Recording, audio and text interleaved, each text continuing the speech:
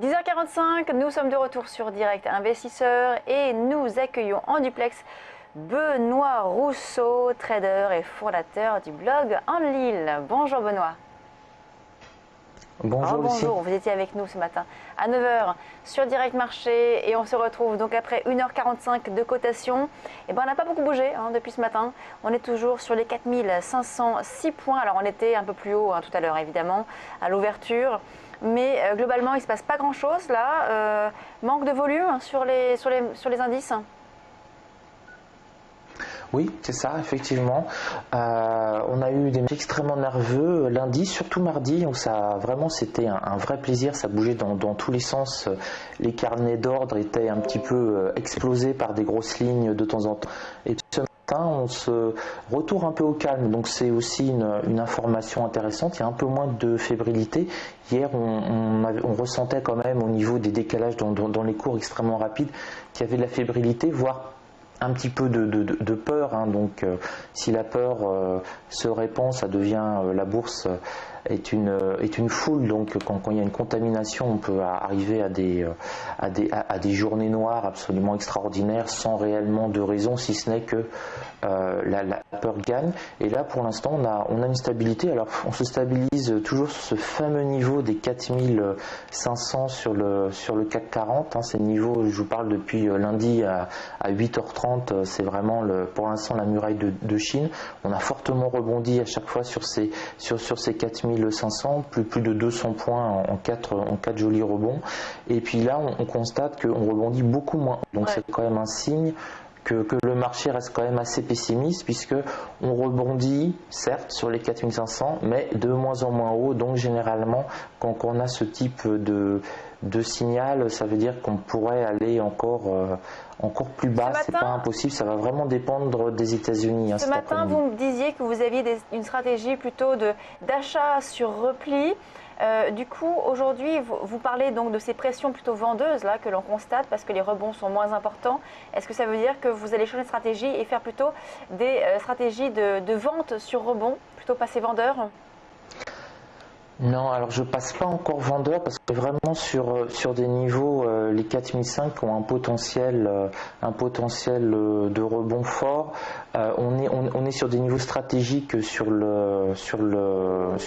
les indices américains. Le Dow Jones est sur les 17 000, le S&P sur les 2000.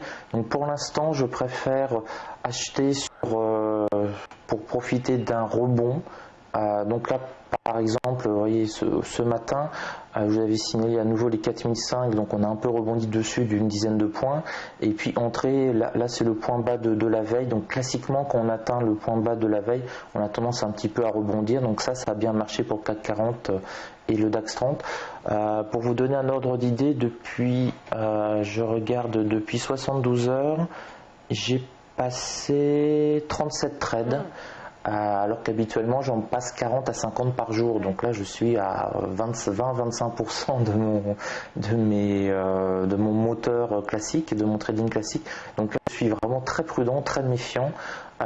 Aussi pour le moral, parce que quand on commence, si en début d'année on commence à se prendre une grosse claque, c'est vraiment pas bon pour le moral. Donc là je préfère y aller de manière extrêmement prudente. Là par exemple, si on revient, c'est cette zone là qui m'intéresse maintenant pour acheter. Si on rebaisse encore un peu, il y a le support 3 hebdomadaire à 4474-4475 qui est vraiment un beau support pour retenter un retour sur les 4500. Mais vraiment ce que je vais surveiller cet après-midi, c'est les États-Unis. Si on casse ces fameux supports sur le Dow Jones et le S&P 500, on peut aller très bas. Là, pour l'instant, les États-Unis ont rebondi hier sur ces supports. Ce matin, les futurs sont vraiment pas terribles sur ces indices-là. Donc là, je reste vraiment extrêmement méfiant, d'autant plus qu'on a une très forte actualité statistique cet après-midi sur les États-Unis. Donc la prudence est vraiment de mise à l'heure actuelle. Je sens qu'Aziz a un mot à dire, un mot à ajouter. Oui, alors justement par rapport à ça, on parlait en début d'interview avec Benoît des faibles volumes. On sait qu'on a une séance très animée avec beaucoup de statistiques. On a eu déjà à 10 heures les PMI en Europe. On a vu qu'ils sont ressortis quasi stables par rapport à novembre, mais au-dessus du consensus attendu. Ça a provoqué un petit rebond à l'approche des plus bas vers les 4488 points. Mais le rebond a été tout de suite freiné vers les 4510 points. Donc on voit bien que même sur des bonnes nouvelles, on a du mal à prendre de l'upside, à vraiment rebondir. Et puis on le sait tous, on est encore assez prudent parce que cet après-midi, on a le rapport de l'emploi américain qui peut nous donner des indications par rapport à l'éventuel relèvement des taux et puis au rythme adopté par Janet Yellen. On a aussi à 20h, et c'est très important, les minutes du FOMC qui vont encore plus venir compléter les indications que pourrait nous donner le rapport de l'emploi. Donc je pense que globalement, les investisseurs vont être assez prudents aujourd'hui, que si on risque de passer sous un support, justement, que ce soit en Europe ou aux États-Unis, ça sera un véritable signal cette fois-ci vendeur. Et à ce moment-là, on pourra se positionner. Mais dans cette configuration, on est plus proche d'un support qui est plus propice à des positions acheteuses pour des investisseurs intraday, voire des scalpers comme Benoît. Bon là, on passe sous les 4005. On est en train donc de baisser, de continuer à baisser. Benoît, quel serait un bon point d'entrée justement là sur le prochain trade là, vous attendez quoi? Alors, mon prochain scalp, ce sera sûrement sur le DAX. Alors, là, sur le CAC d'abord, et puis après sur le DAX. Sur le DAX, ça ne s'arrête pas. je vais vous mettre à zoomer. Voilà. Donc, sur le DAX, par exemple, le prochain trade, c'est si on se rapproche des 10 200. Achat en dessous 10 000 en scalp, attention, c'est pour prendre 1 ou 2 points en 5 ou 6 secondes. Si on passe sous les 10 200, par exemple, rentrer ici, on a eu une mèche à 10 190, essayer de rentrer vers 10 190, 192 pour revendre à 95, voire à 10 200 pour une réintégration. Mais là, je vous dis, c'est du scalping, c'est pour quelques secondes. Et pour du day trading, si on revient sur les 10 180, ça à 10 175 idéalement, c'était aussi la zone basse d'hier. Peut-être le tenter, mais ça reste quand même risqué parce que, comme l'a dit Aziz, on a une énorme actualité cet après-midi jusqu'à ce soir 20h, donc on risque d'avoir de gros mouvements, d'autant plus que les marchés sont méfiants, il y a de la tension. Donc là, il suffit qu'on ait un rapport d'emploi un petit peu plus négatif qu'attendu, ce qui n'aurait pas fait grand-chose en temps normal. Mais là, comme les investisseurs sont sous tension, pression, un petit quelque chose qui aura fait varier de 30-40 points le Dow Jones va pouvoir le faire varier de 100, 120, 150 points. C'est tout à fait possible.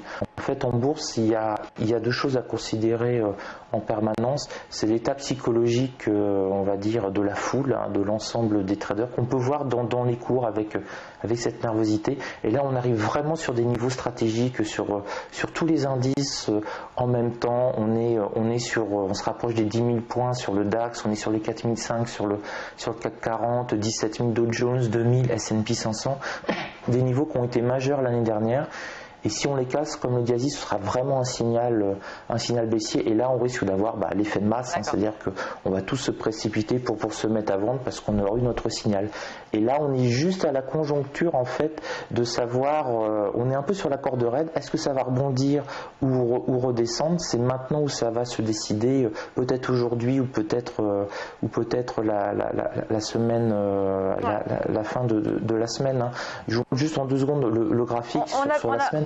On voit bien, vous voyez les 4005, 4005, on a rebondi, on essaye de les sauver, mais si on les lâche avec l'appui des États-Unis, c'est bon, on descend. Merci Benoît. Et on appuiera tous. Merci Benoît Rousseau, trader fondateur du blog en ligne. On vous retrouve demain. On passe à la suite de Direct Investisseur.